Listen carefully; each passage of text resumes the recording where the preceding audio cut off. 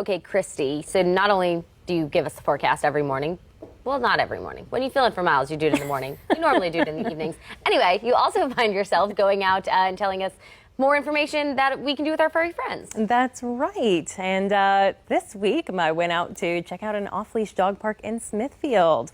So I went to the Bark Park in Windsor Castle Park. Let's check it out.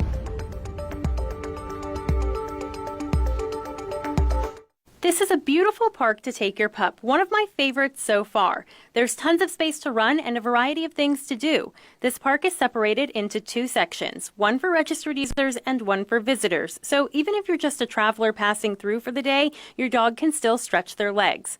The registered side is nicer with better upkeep, more space to run, and more toys. There's a swimming pool and water dish next to a running hose, a couple agility items, and a few benches and chairs for owners to sit on. You've got open grass in one area and a wooded, shady part in another. If you choose to register your dog, there's annual fees ranging from $5 to $15 depending on where you live and how many dogs you're registering. Your dog must have proof of all vaccinations and a city license. On the visitor side, there's still seating and a couple toys. It's just not nearly as nice as the other side. And the water wasn't running when I visited. This section is primarily wooded and more narrow.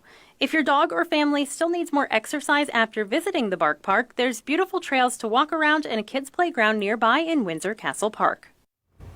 So overall, I give this park a 5 out of 5 paws. The accessibility, that gets a 5 out of 5. It's relatively easy to find and there's plenty of parking. The activities, that gets a 5 out of 5 because there's plenty to keep your pup busy. Cost, I'll give that a 4 out of 5. If you want to use the registered side, you do have to pay, but it's not a large fee and there is a free option. Lot size, that gets a 5 out of 5. Both sections had ample space and a slightly different feel. And the cleanliness, that gets a 4 out of 5. Several of the waste bag stations were empty when I visited, and I did find a couple of piles that were not picked up.